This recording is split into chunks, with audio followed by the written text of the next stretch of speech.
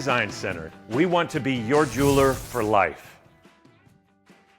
All right, Dan, I wanted to do this podcast for a few years now. I've because you've been doing such great things, but now things are going pretty well in Anaconda. Now things are picked up. So I figured it was time to finally do the podcast about the Butte guy going and turning around things in Anaconda. Appreciate it. Yeah. Just for Blake's sake, in case Blake happens to be listening or watching, I want him to, we want to give all the credit to Butte. But of course, he talks about you like you walk on water over there. I in appreciate Anaconda. that. Yeah. No, that's good. Yeah. He must have a little Butte mind in him. Yeah. He's got a little mind anyway. But, yeah. Now it's pretty exciting times over in Anaconda now, for you guys. Has the playoffs been clinched? Yeah. So we've clinched a spot and we're just kind of waiting to see how things hash out right now. There's some crazy stuff that can happen, but it looks like we're going to probably end up being the 3 seed, and we'll play the loser of the Malta Glasgow game this week if everything shakes out the way it's supposed to be, and we'll play at their place. So, and you guys have a big rivalry game. You go to Deer Lodge, is that right? Saturday or Friday? Yep. Yeah, we play Deer Lodge this Friday. So yeah, they're back up to a Class B schedule and stuff, and we're excited to go compete against them this week for sure. Great, the old Ted Rule Field, if I remember, is what it's called, right? Yeah. Yeah, it's a great place. I covered a lot of games there over the years with. Cool. Of course, there was another Butte guy coaching over there, Al Cutler, back then, so it was kind of fun to follow his great career. But by according to my math and what Blake confirmed for me, it's been since 2015, I think, since the Anaconda Copperhead's been in the playoffs. Yeah, he's the statistician guy with that stuff. But since I've been there, it's been this is my 3rd year in Anaconda, and that's kind of the things that I've kind of focused on and stuff. And this is a goal that we've had. We talk about Saturdays at 1 o'clock, and that's something that we've talked about for 3 years. So it's good coming into my 3rd year in Anaconda. It's nice to know that that's something that we were able to do this year. Yeah, and I was lucky enough to be on the sideline of a football game in uniform. I was with Butte Central, so I wasn't playing. I was a freshman, just padding, making our numbers look bigger. On a Saturday afternoon, though, in 1989, Donnie Peoples' first year coaching. And I remember watching it, the legendary Hewitt brothers were playing for Anaconda. That's pretty awesome, yeah. And I remember seeing, I was intimidated, and I knew I wasn't getting in the game. I mean, if we were winning or losing by 100, I was not getting in the game. But I kept watching that locker room for Anaconda, and they just kept coming and coming and coming and coming. There's so many Anaconda guys, and it was such an intimidating force. And that was a great rivalry, Butte High or Butte Central and Anaconda back then. Yeah. Butte High Anaconda in the 80s when I was a kid watching that. Mm-hmm. But it was so fun to be there. So I can't imagine what the town will be going crazy for such an atmosphere. Yeah. It's been awesome to see the community and stuff rally around. I've been fortunate enough to be a part of the basketball program and stuff too. And it's nice to see the turnout. It's been a big basketball town. You hear a lot about Anaconda and its basketball and stuff. And it's nice to see the support for the football program and stuff too. I mean, they just love to cheer for anybody and everybody, and it's a tough place and environment to come into. I've played against them and stuff when I was a kid and everything, and now being on the other side of it, and having those fans be able to support you, it's been an awesome experience for me to see both sides. Yeah, it's pretty cool to be. I love refereeing in the snake pit. Yeah. Even though I think I've had to tell you guys to shush down a few times when you're yelling at me. Yeah, but, I'm sure. Which is okay. Actually, I have no problem with people yelling at me. I yell enough at the officials during football season. I deserve to get yelled at during the basketball season. But it's such a great place to be. And I did my first varsity game, the Derby Anaconda girls game last year. Yeah. In the snake pit, and it was just, I kind of got chills just thinking about it, because I remember going there as a kid and watching the guys, Monaco, Squeak, Jeff Frank, Tony Lazovich, those guys were refereeing there, and just to be standing in the same spot they were and thinking, man, they're probably, I know Tony's laughing from somewhere, but Jeff Frank was probably in the crowd shaking his head at all my calls. So I thought it was great to be there. And that's what's awesome. You feel the tightness of the community, being a Butte kid and stuff. It's not a lot different in Anaconda either. They've welcomed me and accepted me as one of their own. So it's been awesome to transition to that and be a part of that stuff, because they do have a rich history and a rich tradition, a lot like Butte does. Yeah, they sure do. And that tradition really fell off. It was really sad to see how things were going in Anaconda. Mm-hmm. They went to Class B. A lot of people were unhappy about that. I think others thought they were going to dominate it because they were going down, but as well as I do, the top teams in Class B and the top teams in Class A, there's not a lot of difference. Yeah. No, They're Frenchtown showed us that years ago when they came up yep. from B to A to win the Oh, for state sure. title. Yep. But Yeah, I think that the biggest thing too is the parity, and it seems like in Class B, I've been a part of Class B for a long time now, working my way from Whitehall to Anaconda and stuff, and the parity. I mean, you see a lot of teams where they have rich traditions and history and culture and stuff of winning, but there's always every year there seems that to be like a dark horse in the Class B and yeah, stuff where they might be able to make some noise, and that's what's so cool about the small school sports and stuff too, is there's always a team that's able to fit all the pieces together, and they make kind of this dream run, and it just engulfs the community, and that's something that I've been excited about, with the Class B realm and stuff. In A and Double A, sometimes you get these powerhouses that are created and they establish themselves and they stay like that for a while, yeah, and there's not a lot of change in the the upper end of those divisions and conferences and stuff, and it's cool to see the Class B realm. If you're able to fit, two or three real good classes together, you can really make some noise in a lot of different things. yeah. And you see that a lot. Like even Butte Central, we'd see that a little bit because BC was such a small school. Should Yeah. be B, Yeah. probably. Oh yeah, for Hopefully, sure. Don Peoples doesn't watch it. He maybe could be C. Yeah. Enrollment wise, probably B would be great for them. Uh, you know, you look at the classes, like it seems like Renzi Kelly always had a class. Like if we don't win now, we'll never win with this class. You get the one good class going through, Yeah. and you see that in Class Double A and everything too. Even though there's always this other school that has that class going at the Yeah. same year. But in Class B, in Class C, probably one class can really dominate Yep. the whole. Not just the program, but it can carry it to pretty far in state. Yep. For sure. Yeah, it's pretty. I love the small time stuff. I love Class C, even the 8-man game. Yeah. We went to covering the Cleverly game for years was a lot of fun. Yeah, no, it's been awesome just to see the different environments and stuff too. When you've been in the upper level classifications and stuff growing up and everything, and you're able to just see the different communities and stuff, and just see the different parts of the state. That's been something that's been pretty cool. We have a coach on our staff right now that's he was Double A coach for 20 plus years, and just seeing him light up, seeing these different environments and stuff, and going to these different venues and everything just makes me remember my first couple of years when I went into Class B, because it's different, and it's different in a good way, because it's things that you normally wouldn't drive to and see, because it's just they're out of the way sometimes and stuff, and you go to some communities that you didn't know really existed at times because you just don't follow it quite as much. Yeah, and of course I've been to some big time games. I was at a couple of state championship games at Naranchi.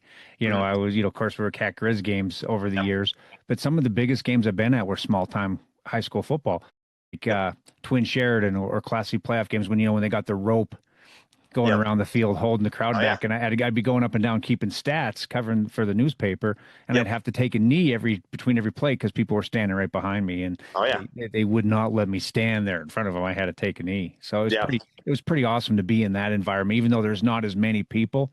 It just it still is. It's just every bit as crazy. Yeah, well, and it's a lot of the venues and stuff with Class B too is you're just so much closer to the game, so you feel like you're a little bit more part of it because the stands aren't quite as far away. Naranchi does a really awesome job of that, of putting you over the top of stuff. But most of these bigger schools and stuff have either a track or something around it, so it's you're pretty close to those places. Yeah. But you go to some of these schools and you're on the away sidelines, and you could have a conversation with one of the parents while you're trying to sub a kid in.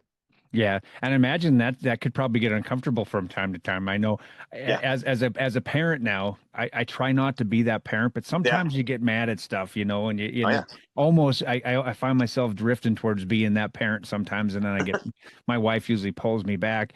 But but to be having parents that close might not always be that easy. But of course, I imagine this year though, the way things are going in Anaconda, the parents are probably smiling ear to ear whenever they look at you.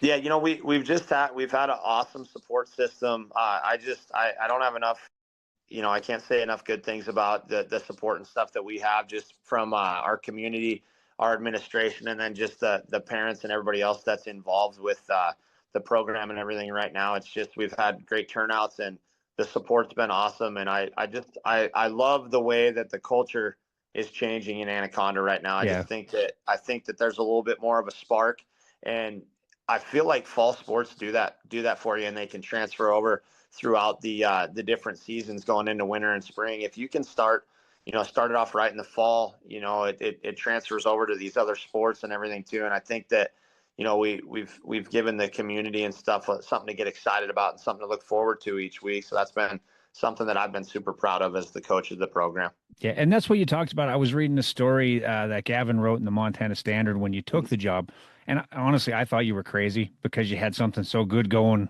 at Whitehall, and to take over a rebuilding project like you did. But that's what you talked about: establishing the program, establishing the relationships, and Yep. and I thought, and it seems like that's all starting to really come into fruition here in year 3 for you guys.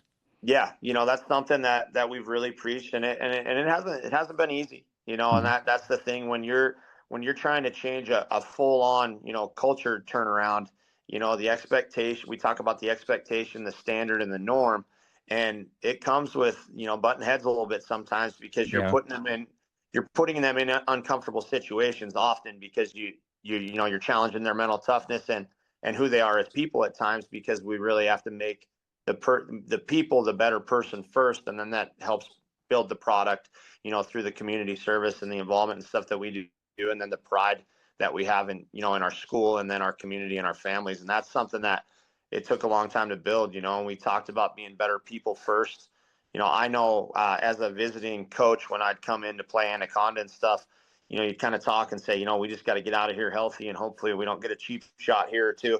Yeah. And, our kids have really, really taken that on. And we talked about that when I got the job. I said, this is something that you guys are known for. And that's something that we want to change. We want to be known as people that play whistle to whistle. We're hard nosed, a gritty team, but we do it the right way, Yeah. and that's something that they really, our coaching staff, our community, and our school and players really took personal. And that's something that I was very proud of them, because they wanted to say, what, like, this is a place that, when you come here, it's going to be difficult, and you're going to see that smokestack when you drive in, and we're going to give it everything we got, but we're going to do it the right way.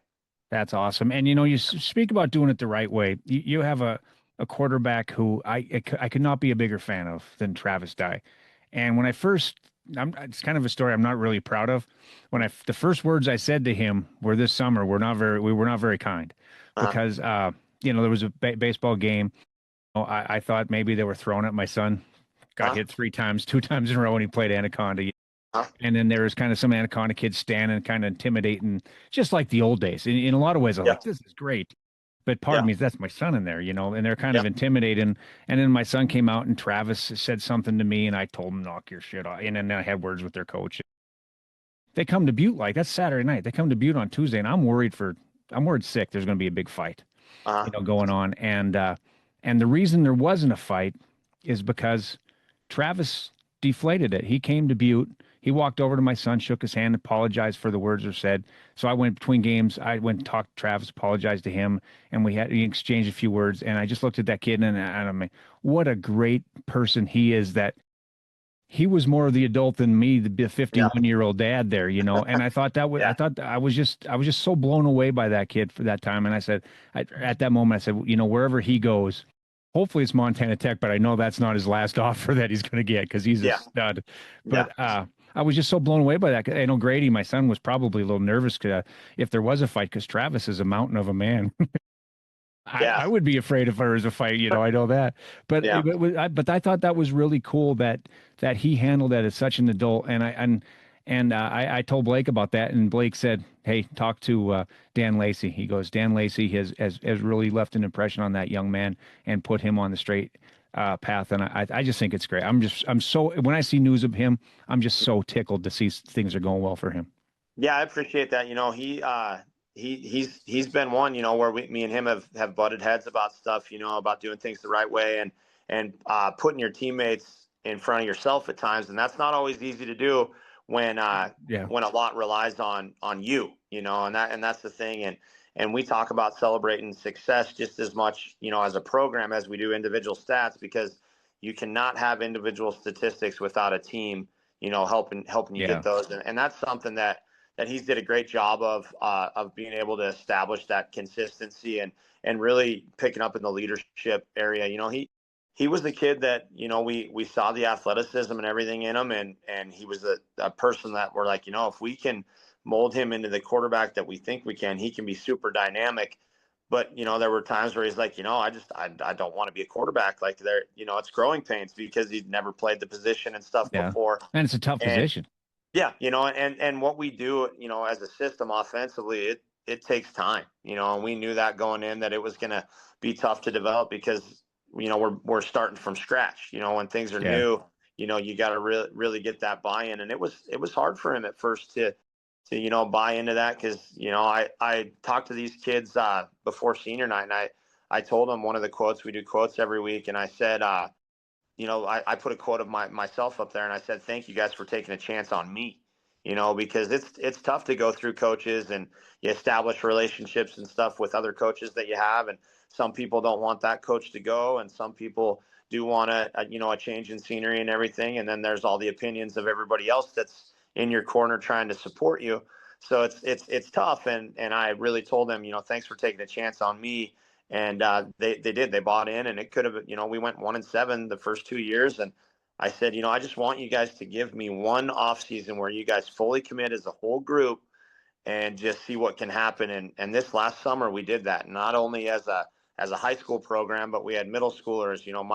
My youngest son, who's gonna be a Copperhead here soon. He's just a 6th grader in Butte right now, was coming, and we had some other people just coming, and it just got contagious. And there was so much positive encouragement and such a strong environment that it created that culture that we really talked about, and it transferred into tech camp. We did really well at tech camp, and then all the other things that we did throughout the summer just grew off of that, and then it started carrying over into the season. And we're hoping that this run can continue as long as we can make it. Yeah. And how many seniors do you have on your team this year? So we have seven seniors. Yeah. Okay. So it's going to be, and you're on the road though. You already had your senior day then. Yep. So we had senior night against Florence last week. So yeah, it was a pretty good game for a half. And then the Dragons came out and got us a little bit. You can tell that program's been established, and they made some adjustments at halftime and put the boots to us a little bit. But that's part of the stuff that we have to learn from, and understand that, hey, when we have big games and we're in big moments like that, we have opportunities, and they have to guard us, and they have to do things against us too. And that's the next step of changing the culture, is just believing, when things get hard, you got to push a little bit harder and believe in everybody that's around you and push yourself through. So that's our next step. Yeah. And senior night, I covered a lot of Anaconda football back in the day when I was at the Montana Standard. Mm-hmm. That's why I didn't get to cover your teams. I never covered one of your games, I don't think. Maybe one of them or two. But I covered Anaconda, Dillon, some Butte Central and stuff. But I'd be flying across town to just running almost on time, going through Anaconda. And it was never a good idea back in the day to rush through Anaconda with a 1 on your license plate. Oh yeah. Yeah. I still think that sometimes. I'm like, geez, I don't know. Not everybody knows me yet. If I go a little too fast, I'm going to see some lights behind me. Yeah. So I'd pull into the game, I'd run up there, and they'd be just on starting the band for senior day. And then there's the cheerleaders and the cross country runners. And the game would be like 45 minutes late. So there was no reason to rush anyway. I could have walked over probably from Butte and been there on time, but it was always a great app. I love going to Anaconda, Coach Areno was there. I got a pretty good rapport with him over the years, and I really followed. I really appreciate Anaconda's history. It goes back to the Hewitt brothers, for me, as far as watching. I think 81 was the first year I watched Anaconda play. I remember they played Butte High in 81, and I was 7 years old, and I was kind of confused because I thought I was going to see the Copper Kings. It was the Copperheads. But it was, so I really appreciate that. And I think you said in your story, when you first got the job, such a great stadium. I think, I love Naranchi now that they rebuilt it, but Mitchell Stadium's right there. The Snake Pit is good as anything. Washoe Park and baseball, I don't know how great the field is, but just being there, the atmosphere is you can't beat it. I mean, Anaconda has done so many great things, and they keep doing it right in a lot of ways. Yeah, they really have. That's something I I sit back and talk to the boys every once in a while. And, I don't think they realize how thankful and how lucky we really are to have the facilities and stuff that we have. And when I first got there, we did a real big facelift of the things that we could do. The controllables we talked about. We cleaned up the dog houses. They're just the home and away locker rooms up at the stadium and stuff there. And we gave it a facelift that we could, and cleaned up all the trash and stuff. And every year, our parents get involved, and we do a little cleanup day to just really give it a nice facelift, make sure it's ready for the season. And we do some burgers and hot dogs and stuff, and everybody just pitches in and really cleans it up, and it just makes it great for the community. And we have, grandparents come, parents come, a bunch of different kids come. We feed everybody, and it's just a good way to start the year off and just, get the positive vibes going for the whole season, and just showing that it takes everybody to do the things that we want to get to. So. Yeah. And now you played at Butte High. You didn't get to play at Naranche. You missed it by quite a while, quite a ways there, because you graduated in 03. Is that right? Yep. Yeah. And you played. Yeah, I missed the Naranche stuff, but I was fortunate enough to see the turnover and stuff. Coaching with Arie for a couple of years and everything, and seeing that stuff get established was pretty cool. And it was nice to see that they made Naranche, the vision that everybody had. That was talked about even when I was in high school and stuff, how cool that this could be. And then watching it all play out, and then just the environment that it has now, it's very similar, to Mitchell Stadium. The one thing that I really liked when I was a kid, when we drove down to Memorial, is the bus rides down, just the quietness of it, and knowing that you're getting ready to go to battle. And we have that. We go from the Snake Pit up to our stadium, and it's cool just having your whole team in that bus, and you get off, and you're just lining up and getting ready to go. So it's pretty special. So that brings back some pretty good memories for me, just those bus rides and stuff, because you miss it, sometimes when you're a kid and everything, and this is the closest way to get those feelings again and stuff, and being able to relive it with these young kids is a lot of fun. Yeah, I was only on the football team at Central for 1 year, my freshman year, and I remember that bus ride to go from the Civic Centers, where Central's locker rooms are, with the Civic Center to Bulldog Memorial Stadium, which was just East Junior High School Stadium then. I don't know if they call it middle school or that, not then, but I remember that bus ride, the intense bus ride over, and the belief that they were going to beat Butte High, and then Butte High, kicked the crap out of Central. And then I remember that bus ride home, and to this day I remember Bear Stillwagon starting up the All Hail Central song, which was the first time in my life I ever heard it, which we've all heard it a million times now, but he started singing that. I think those are memories that kids are gonna have for a lifetime, those bus rides to just, even Central has that today, from the MAC to the Bob Greenfield, same kind of deal. Well, and it's just, it's just special, and those are the things, like the wins and losses and the scores. Sometimes, we talk about that, like, hey, you'll probably remember your homecoming, your senior night and stuff. You might remember those scores and everything, but you'll remember all the memories that you had with your friends and those bus trips and stuff like that. Those are the things that you remember for the rest of your life. And those hard days, we call them hell rooms throughout the summer and stuff. When you're grinding with your teammates, when things get hard, those are the things that you remember, because you remember you made it through it. Yeah. And you played, did you play for Schulte and then Coach Salo? Yep. So I play, Coach Salo's first year was when I was a senior. Was it? Yeah. So you had a couple of legendary people in my mind there, Coach Steve, or Coach Schulte, and then Coach Salo, just two great people. Totally different coaching styles, I assume. Oh, for sure. You have one that's pretty high intense, kind of get in your face, rah guy, and then the other one's a little more calm and collective, and lets kind of his assistants coach a little bit more and oversee things and stuff. And two different total styles, but both people that I stayed in touch with quite a bit, after I graduated high school and stuff. And you appreciate them. And I golf a lot over at the country club, and they both played a lot of golf there for a lot of years. And I played golf with Steve quite a bit, early on when he was still playing golf over there and stuff. And, it's still to this day, if I saw him, I'd call him coach. So it's pretty cool. Yeah. And I miss Coach Salo. He passed away last last year, and Yep. just such a good guy and good goal, great, or one of the all-time great athletes come out of Butte. Yeah. You know, And All-American high school player. yeah, it's pretty awesome just to see, the way that people kind of turn things around and everything too. Like it was even in Butte at that time. These guys were really trying to push because we had some tough years and stuff there too. And then when they switched to the 18 playoff and stuff, and just the change of that, I mean that's something that people don't realize is you lose one or two games, you're not playing in a Yeah, postseason it's all game. over. Yeah. And that's something that I've been a huge advocate for with the Class B stuff. When I first came to be, if you lost one or two games, it was pretty much over as well, because you'd have the top two from each division and then a wild card, here and there. But the wild card was kind of off of points in a tier system, so you could go 6-3 or even the 7-2 and not make the playoffs. And it just seemed wild to me with that, and the way that it's set up now. I know that some people they really like the 16 team playoff, and then some think they should go to 12. But the amount of upsets that happen in those first rounds, the 1 and the 4. When I was in Whitehall, we went up to Malta. They were undefeated, number 2 in the state, and we knocked them off as a 4 seed. So I mean, you see it as the underdog. You're kind of excited about it, and as the teams that have that 1 next to them, you look at it and you got that 1 for a reason. You get home field and stuff. Make sure you just take care of business. So I think Yeah.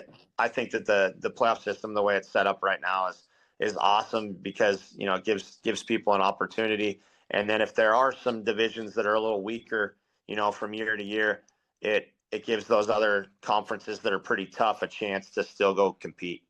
Yeah. Yeah. And you see that sometimes, like the best 5 teams in the state could be in the same Oh, conference. easily. And that's the thing too. And that'll probably be the argument throughout for all those conferences, from Yeah. AA all the way down to 6-man, 8-man stuff, is just like, why not play games and let it be decided on the field, rather than leaving a team behind. Yeah. So you played for Coach Salo, and he was not known for throwing the football a ton. No. He was known for abusing running backs like Colt Anderson and Jordan Clary, giving the ball 40 times a game or whatever.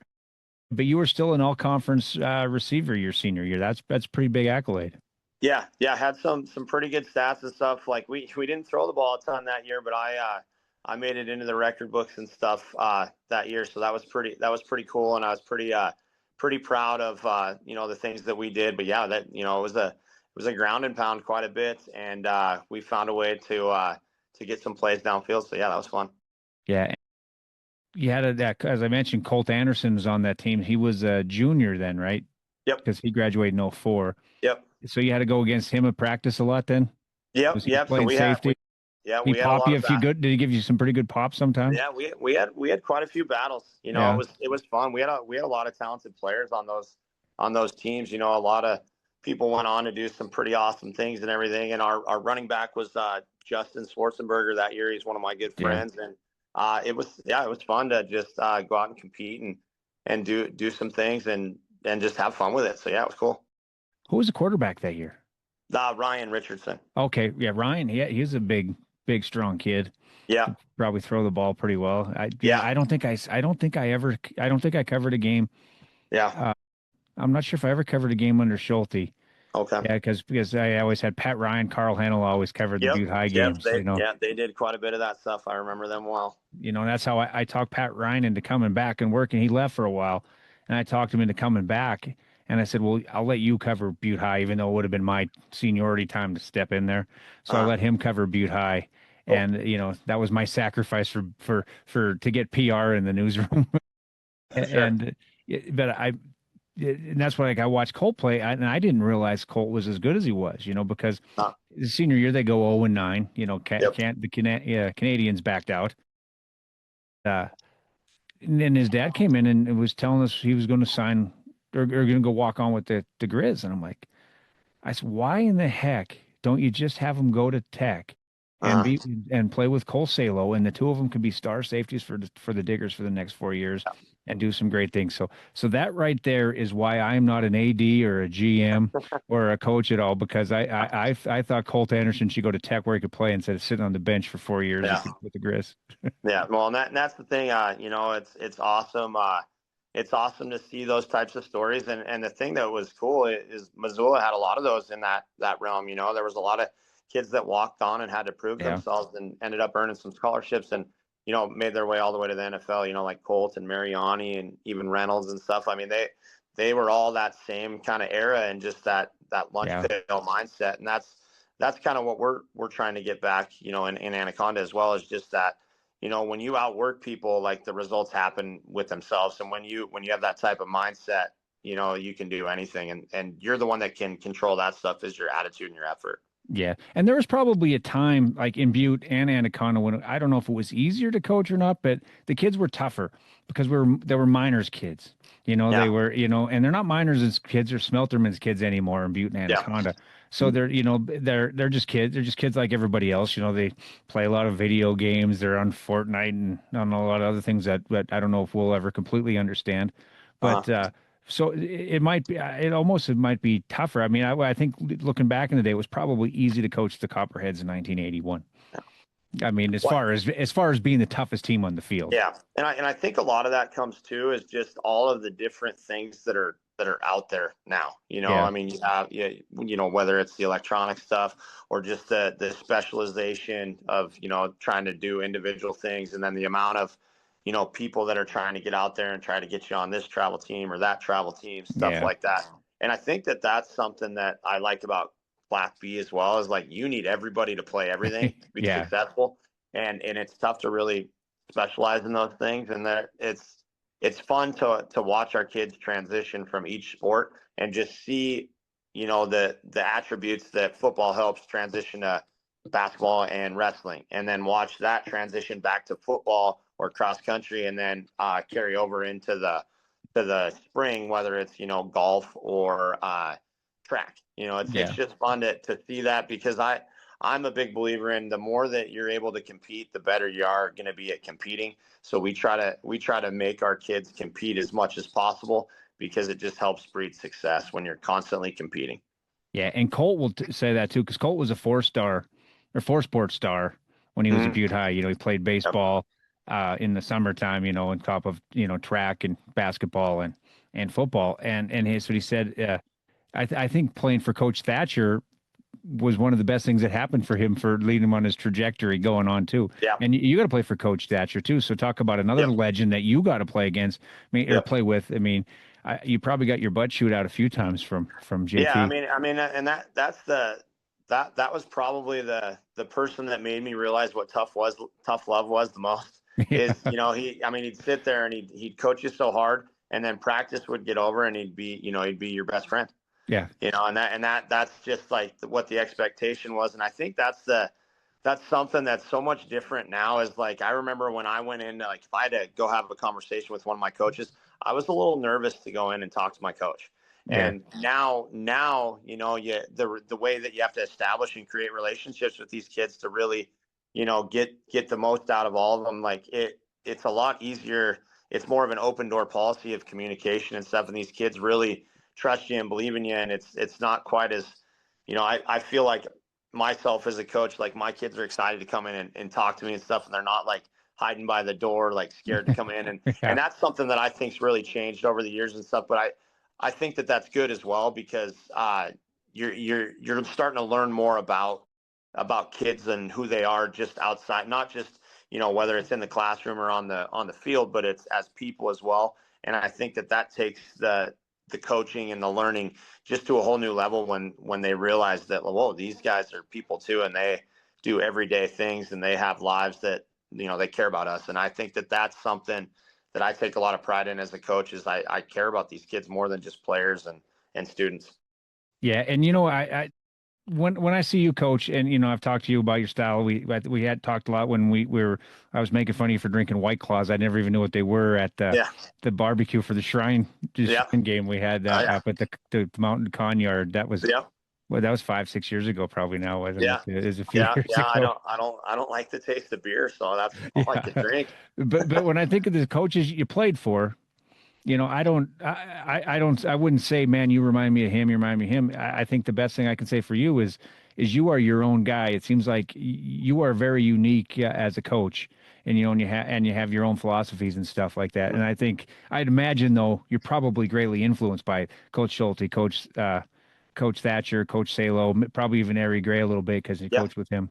Yeah. So you probably take a little bit of everybody, right? Yeah, I've tried to take a little bit from everyone. I'm blessed that Coach Gray gave me my first opportunity to coach a sport in high school. That was awesome. I was student teaching, and I came back, and he just got the job, and I was lucky enough to learn a lot of things from him. And he was my position coach when I was a senior in high school, and he got more Oh, out he of was a me than. student teacher back then, Yep. right? Yeah. Yep. So he got so much out of me that year, and like uncapped a lot of potential in me, and just I really appreciated what he did for me as a person and as a player throughout my senior year, and it was awesome to see. And then I couldn't when I heard he got the job, I tried to jump on the opportunity as fast as I could to get an opportunity to be around him again, just because he influenced me so Yeah. well in my life as just, I mean, similar to what I'm talking about right now. I mean, I was able to have, you know, kind of a relationship with him as a friend and stuff too. He was my coach, and he was hard on me, and he pushed me to do great things.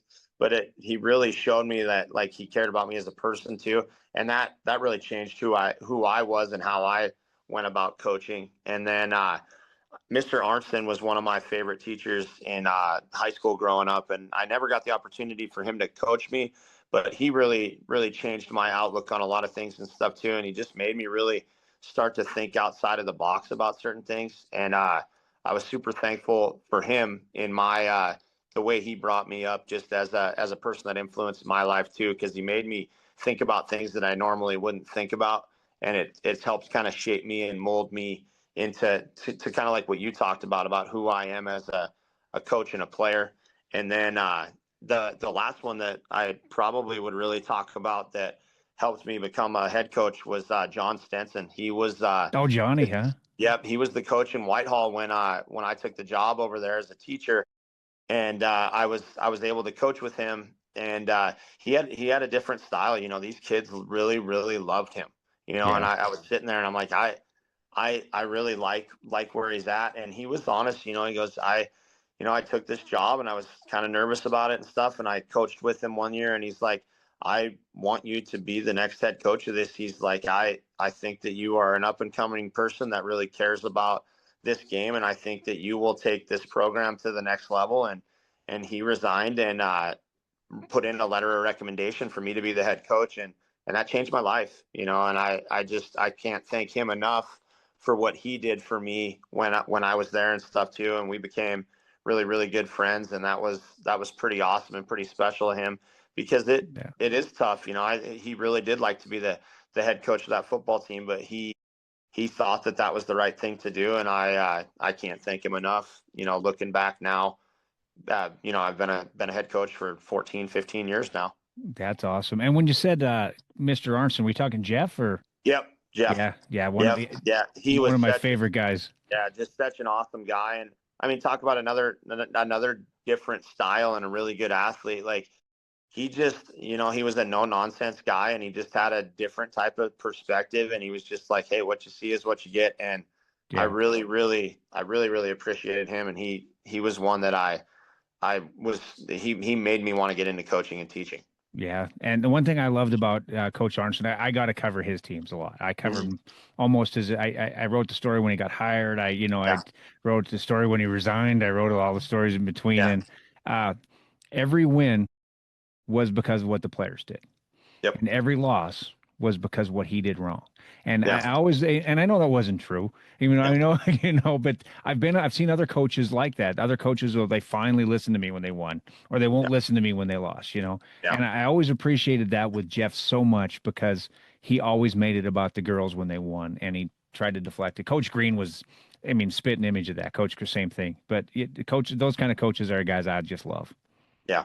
No, and that's something that when people impact you, and you're able to kind of live their legacy on and stuff too, and take Yeah. things that they've taught you. I think that's just a level of respect as well. Just knowing that these people helped create the path that I have, and the things that I do are in large part of things that they've given me and given me opportunities for. So I kind of hold that near and dear to my heart as well, because I want to make them proud. Yeah. Now, did you play basketball your senior year? No. Okay, because So, you yeah. were part of that team with Micah Downs and Oh yeah. So yeah, Micah was there when I was still there. Yes. oh, So was he he? was there for a year. Yeah, he was there for a year. So Okay. and Okay, then that was your okay, yeah, yeah, that was your yeah, senior, your yeah, junior year, his senior yeah, year, his yeah, sophomore year. yep. So you were there when Sean Thomas punched him after the game. Yeah, it was a wild little thing. Yeah, that seemed kind of different. I didn't see it or anything. It was just kind of crazy. Well, I just know if that would have happened in 1977, the riot would still be going on. Yeah, FBI would have been there trying to stop it. Butte High, if a Butte High guy or a Central guy punched a Butte High guy, holy cow. Of course, Sean Thomas was one of my favorite players, yeah, favorite people. yeah. I knew him pretty well. And of course, the whole Thomas family. But another great guy that we miss.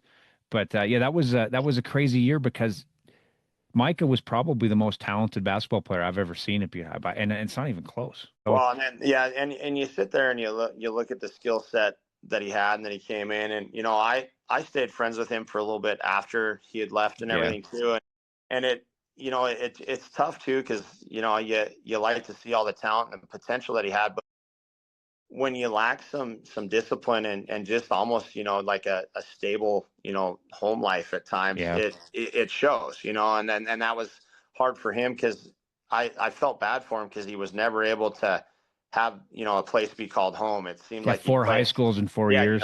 he'd play a little bit, and then when he was leaving Butte High, he went straight over to Whitehall, and then Whitehall wasn't working out, and then he went back to Washington. He was in Vegas before Butte, and it just, you feel Yeah, bad for kids like that. And I was super happy to see that his talent brought him to have great opportunities in college and stuff. But then he really found himself when he got back to where his roots were, and I really feel like his roots were in Washington. And when he yeah. went back to Gonzaga, you could just see how much happier he was and stuff there. So that was cool to see that, and be able to stay in touch with him a little bit about his journey and stuff was cool. Yeah, that was the cool thing was he was not a good teammate at Butte High. I mean, Yeah. he would tell you that flat out. He was not a Yeah. good teammate. But by the time he left Gonzaga, everybody in the Gonzaga team was singing praises about how great of a teammate he was. So that Yep. was I love seeing that the kid come. He got some influences out of his life, other influences into his life, and he just Yep. things worked out well. And I'm glad that he got that. I haven't talked to him in years. I'd love to sit down and talk with Micah one of these days because Yeah. he was such a great talent and a nice kid. He was just you could just see the bad influence working against him. Oh, for sure. And he just had him. He had people pulling him in so many different ways, and that's sometimes what's tough when you have that much talent. There's a lot of people that want to try to become a part of that. Yeah. Now, so you went to did you go to Western? Is that where you went to go to So, college? so I went to Montana Tech to start, and then Oh, I transferred to Dawson for a semester, and then I finished up and graduated at Western. Yeah. oh, did you? Did you Yep. did you look to play anything Yeah, so I was at in Montana Tech, and I was at Montana Tech, and I was on the team there for a little while, and then I ended up transferring to Glendive, and then just got into coaching when I went to Western. yeah. That's something that It's a I coaching factory down there. yes. Well, I met so I coached a travel team down in Dillon, and I coached JT Linder, Wes Knox, and Oh, that group, nice. and so that was pretty fun. And Coach Inglet had me help with his camps and stuff down there, and that's kind of really when I started to fall in love with coaching and stuff. Was when I got down there, and then I coached some of my younger brothers' teams and stuff too. When I'd be back to Butte and everything, and they'd be playing, for the Whittier Wildcats, and I'd go help my dad Nice. coach those guys. But that I was probably a little too intense for those fifth and sixth graders, so I needed something a little bit different. So that was fun. Yeah, like Coach Inglet gave me some opportunities and stuff down there to get started, and it really started with doing basketball. So basketball I coached a lot before I got into football, and then yeah, I coached some middle school football down there, and then once I started student teaching, I came up to Butte High, and it was pretty fun opportunity there. And then when the Whitehall stuff opened up, I was a basketball coach in Whitehall before I was a football coach. So I coached basketball for a couple years, and we went on some pretty good runs there in basketball. I made the state tournament, and made some noise at the state tournament and stuff. So then that helped me kind of transfer over into football. So Wes and JT couldn't have been very old then when you were coaching them. No, they were middle schoolers. Yeah. So Yeah. they were seven. I Could coached them could in could Wes seventh and dunk? eighth grade. Could Wes dunk in middle school? He was very, very close. I'm sure if you ask him, he'll be like, "Oh yeah, I definitely put one down." But yeah, he was close. Yeah. If you talk to any of them about that, we used to practice in a church, and we'd start practice out with doing some blood runs, and they just thought I was insane. They're like, "What is this guy doing?" But yeah, we won a lot of games and had a lot of fun, and you get blessed with some talent and stuff like that. And so when you're a young coach and you have that much talent, and then, you go to some other places and you're not quite as just athletically gifted right off the bat, you wonder if you're coaching wrong, but you don't realize how athletic some of your teams can be until you have to scheme up some different things to get people the ball. When you have 5 kids that can just go get one on their own, it's pretty fun. Yeah, I covered that team with Wes and JT in football and basketball a lot. Yeah. And to this day, it just seems so unfair that Terry would put him on top of that. Was it the 1-2-2 zone or 1-3-1 1-3-1 zone? And people would think they could just throw a lob pass over the top of Wes, and it ended up in a dunk the other way down. And he was so good. But I always thought when I watched him play football, I don't think he liked to go over the middle because all the catches I seen him make were like Randy Moss style, going up and getting OBJ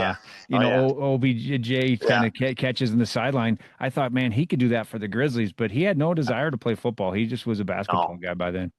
Yeah, well, and that's the thing too. I think the big thing was his true passion was basketball. But I haven't seen him in years either. He's one of my favorite players, and JT as well. I think Wes is an assistant coach at Western right now for the basketball program. Is he really? Yeah, good for him. Yeah, good for him. Yeah, JT. I had a great photo of him one time when I was working at Butte Sports when he was playing against Tech. They had a big win over that, and I sent it to Kevin, and Kevin thought that was this should be in Sports Illustrated. I go, you might be a little bit biased by the person in the photo, but it was just a good photo of him throwing. But it was fun to cover his career too, because he was a great quarterback, and he wasn't he wasn't a real mobile guy. Some of the Dillon guys, but he was every bit as good as those Dillon legends. He's one of those Dillon. Oh yeah, no, exactly. Well, and it was, talk about a kid that could shoot the basketball. He just had one of the purest, sweetest shots that I've seen. Yeah. It was so fun to watch him. And back then he was kind of a chubbier little kid, and he'd just move, but he'd get the ball in his hands and he'd just bury threes. It was fun. Yeah. Yeah. Well, Kevin's the reason. Well, it started with Finney. Yeah. And then it went to Kevin as the reason all those Dillon kids can shoot, because he teaches them at a young age how to shoot, and they all can. All those Beavers can shoot basketballs. It's boys and girls. Yeah. It's all Kevin. Yeah. So you mentioned your dad. Your dad's name is Dan. Yep. As well, and he's a retired chief from the Butte Fire Department. Yep. So he was a captain. Or captain. Okay. He was the shift captain. I don't want. Yeah. Okay. I don't want to promote him. Yeah. Exactly. Yeah. He probably thought he was the chief. Yeah. And he said he keeps the stats for you guys. He does. Yeah. So he's been doing that ever since I was a head coach in Whitehall. He started doing that. He's been roaming the sidelines for a long time, and he's part of the team just like anybody. Yeah. It's something that I hold near and dear to my heart, because it's pretty cool to kind of have that moment. We'll do starting lineups and stuff, and we'll, all the coaches and everybody will shake their hands, and it's fun to get a handshake in with your dad before the game starts and everything, and having him at the games, and having a son on the team, the 3 generations and stuff. It's pretty awesome, and it's a pretty special thing that I've been really, really proud of, and that the communities and stuff, whether it was Whitehall or Anaconda now, they've just taking him in, and he's a really, really likable guy. So it's awesome to have him around, and I appreciate those memories. Does he travel with you too? Oh yeah. He travels. He travels with us. Does he take the bus, or does he drive by himself? Yep. He rides the bus every once in a while. If my mom ends up coming to one of the games that's a little bit closer or whatnot, he'll ride over with her, and take my youngest boy sometimes and stuff too, if he's not coming on the bus. And right over with them. Yeah. But for the most part, he's on the bus with us. He enjoys those bus trips. He likes getting home at 2 a.m. and then having to drive back to Butte. Yeah, that's awesome. Talk about the kids having memories. That's what a great memory for you to be Yeah, part of that three generations of Lacey's there, yeah. all on the same bus. Pretty special. So yeah, I enjoy it. Yeah. And so you went to when you went to Whitehall to coach and did you taught in Whitehall and coached there? Yep, yep, And I actually you were still in Whitehall my first basketball refereeing game. yep. I might have been the athletic director there at that time too. Yeah, you were Yep, it was junior high games yep, and I went over with Mike Anderson yep. and it was my first I did some Special Olympics games. These were my first games where I was actually supposed to call fouls and travels and Oh yeah, and stuff. yeah, So I was nervous as could be and then I go there you are on the yeah, bench for the boys and girls if I remember right. Or maybe it was yeah. Oh seventh. yeah, Was it I might boys have and been. girls or was it seventh and eighth grade maybe? It might have been Yeah, two grades. I coached a little bit. They talked me into coaching girls basketball the one year because we didn't have a coach. So yeah, I was coaching one of the teams, and then my son was playing, so I'm sure I was coaching one of those teams as well. So yeah, Yeah. I probably did do girls and boys that year. Yeah, and it might have been Yeah, seventh and eighth that day. I can't yeah, remember. It was, yep. might have, but you were coaching both games, and Oh yeah, it was fun. I had to go. How many referees get to go work their first game with a legend like Mike Anderson? yeah, You yeah. know, No, that's cool. and Yeah, he's like the standalone. He's like the constant standing official over there for their junior high basketball. I think yes, he now. loves it. Like that's a quick, easy call. I used to enjoy getting him over there. I play a lot of golf with him in the mornings and stuff, and we became pretty good friends because him and my dad are good buddies. So yeah, we get to talk it up every Yeah, morning, usually during the summer and stuff. So he gets to check in on me and see how the teams and stuff are doing, and then I get to keep updated on Colton stuff and where Coach Anderson's going to be traveling this week or what he's going to be doing. So it's been a lot of fun, and he's a great guy. yeah, he's got quite the life now that he's retired and does what Yeah. he Oh wants, yeah. and yeah, Yeah. has pretty good connections now with the 49ers. Exactly. Yeah. When mowing the lawn's the toughest thing you got to do during the day, you got a pretty good life. Yeah, yeah, it's such a great one of my Yeah. all-time favorite people. But Yeah. but you were things were going well for you over there. I mean, you were Yeah. winning. Were you living Yep. in Butte then too? Yep. So I've lived in Butte the whole time. Yeah. Yeah. I kind of have enjoyed the commute. It's been nice to be able just to you get to decompress a little bit before you get home and stuff. So it's nice. Yeah. So what made you decide to leave Whitehall and go to Anaconda? Was it a challenge of something new Well, and to I build new think program?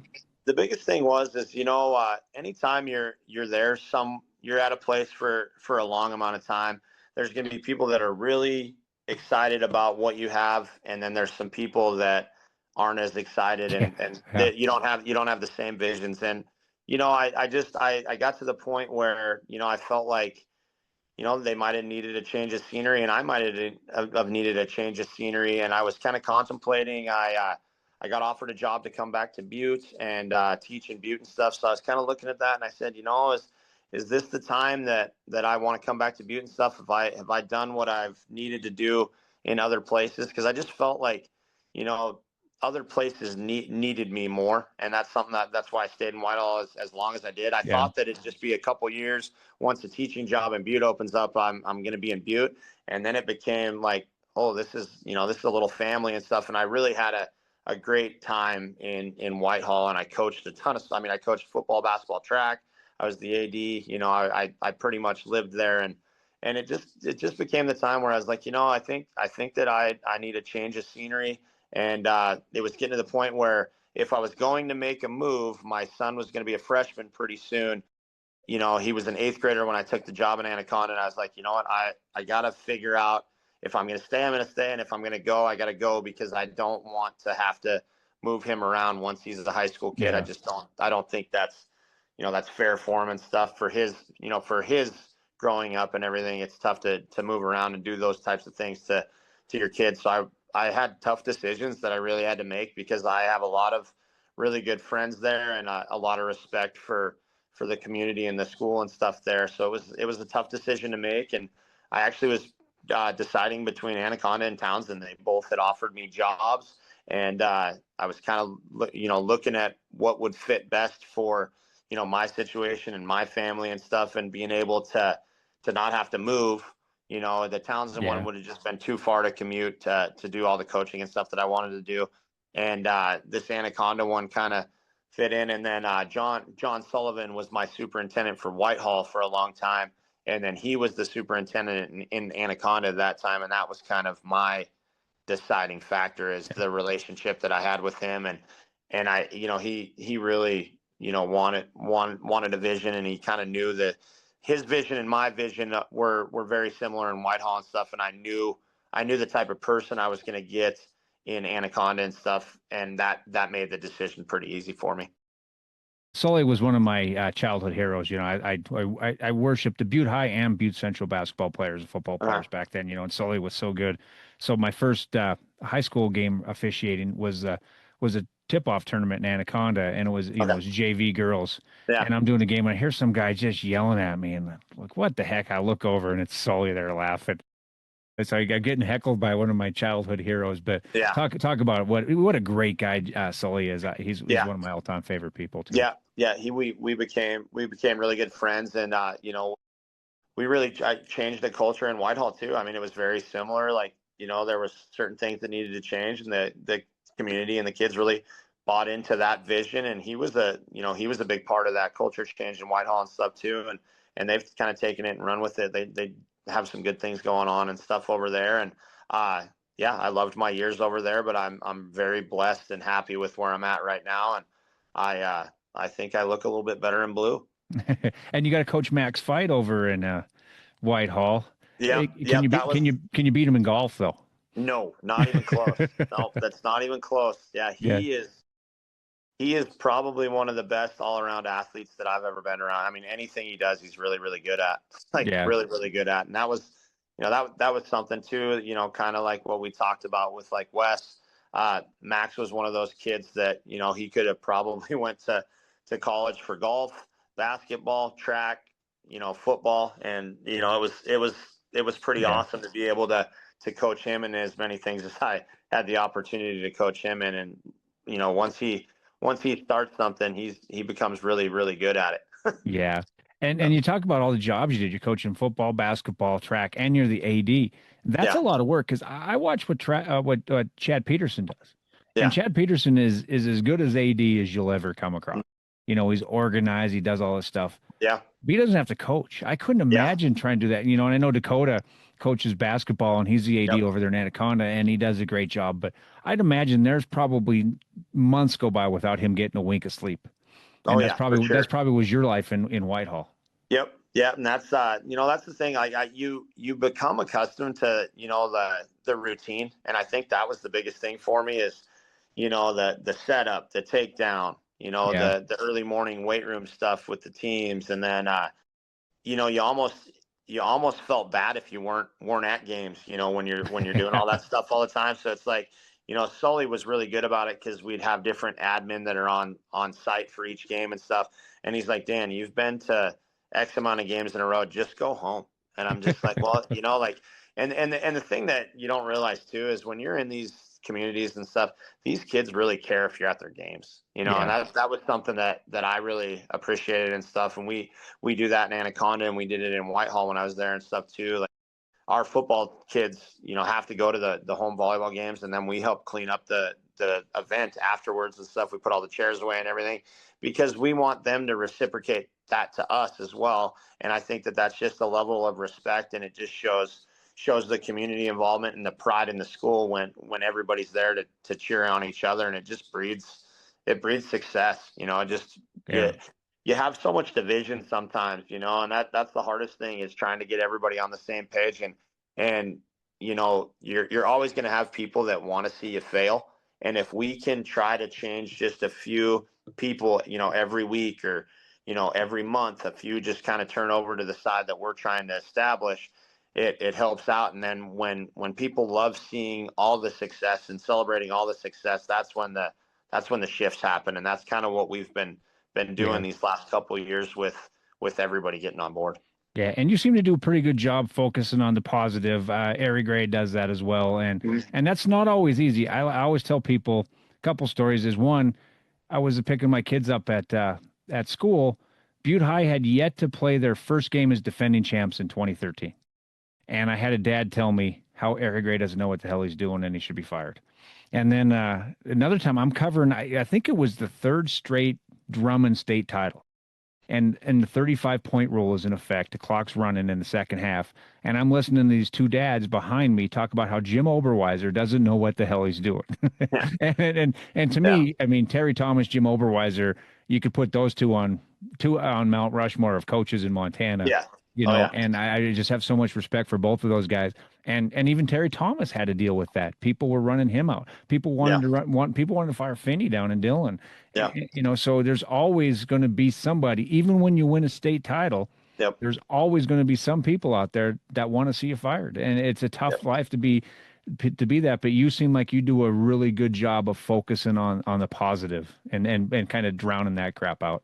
Yeah, I appreciate that. No, that's something that I think that you learn as you grow. You know, I mean, I Yeah. know when I was a young coach, because I coach passionately, and when I was young, I was still kind of a little hothead. I mean, I was a head coach of football at 27 years old. You know, so I was still That's young, yeah. learning things on my own and stuff, and I learned, you know, you got to pick and choose your battles at times, not only with players but with, you know, principals, teachers, different things like that. Like the more people that you can get in your vision and on the same page, the better off you're going to be. Yeah. So I like to keep things pretty open communication wise, and the vision's got to be the same for everyone. So if everybody knows what our standard and our expectation and our norm are, there's no gray area. And I think Yeah. that's the biggest thing as a coach is if you eliminate the gray area and it's pretty black and white, if the players understand that it's black and white, the parents understand that it's black and white, the coaches understand that it's black and white, and then the administration, the teachers, the community all understand that. It just makes it a lot easier. And that comes with support of your admin, which is something that I really appreciate in Anaconda, is just the amount of support that we have. You know, if we're going to make decisions as coaches, you know, we'll run it by our principals and our athletic director and stuff, and they support our decisions. You know, if we're going to do different things and stuff, and if they feel that it's in the best interest of our, you know, kids, it's awesome. You know, and we had a change in superintendents this year, and she's been awesome about just, you know, trusting that we're the coaches and we hired you guys to be coaches, and she listens to the things that we need and stuff. And that's the thing that's awesome, is when all the gears kind of intertwine and everybody knows the expectations of each other and there's not that gray area. I think Yeah. that's where you're able to have some success. That's great. And I'd imagine Anaconda, I haven't been there in a little bit. The town must be just buzzing right now. I with the way the Copperheads are doing. Haven't seen the Copperheads going to the playoffs. I think was it 2015, so it's like 10 years where Copperheads going to the playoffs. Town's got to be just happy as could be. It's got to be a fun place to be working right now. Yeah, you know, it's been awesome. I mean, even in the years that we were rebuilding, I mean, there was just so much positivity, and there are just so many people that were thankful. I mean, I think it was kind of a lot like what you thought. A lot of people were kind of like, what are you getting yourself into a little bit? And I said, you know, this is something that I want to see, and it reminds me of Butte, you know. And I think that the pride is kind of what attracted to me to the area, and I could see it when I met the kids for the first time and stuff. They were just begging for someone to believe in them and to really lead them to change that, because they are a gritty, hard-nosed town, much like Butte, and we have our own values and stuff that we're instilling in Anaconda and stuff. And it's been fun to watch. And I have a lot of, you know, this group of seniors is who I have to thank for that. Like, we have some great leadership with these guys. And like I talked about for the senior night thing, I said, thank you guys for, you know, giving me a chance, taking a chance on me. And I think that hit home with a lot of the kids on our team. Like, you know, on both sides, like, hey, they could have gave up on me and said, oh, this is another coach just coming in trying to make it, you know, his way and all this and all that. But they really bought in, and they were appreciative of the things we were doing, and it's been awesome. And, you know, I have my staff to thank too. I mean, we talked about it at the fall sports bank or sports meeting. It's not very often in any level at anywhere where you can get all your assistant coaches to come to all your off-season stuff. And we were able to do that from our middle school coaches all the way through our high school staff. They came to everything every single day at 6 a.m. And it's when you're able to have, your 4 high school coaches, your 2 middle school coaches, 6 adults showing up, it just really carries over to the younger kids and even the high school kids and stuff. Like, holy smokes, these guys are taking time out of their day to be here, and all these guys are here. And I think it ups the standard for them. That's great. And one more thing before I let you get out of here, because I know you had a long day, is when we referee in Anaconda, our locker room is the coach's office. Yeah. And the little shower off there. Did you ever notice that your nameplate was turned upside down a lot?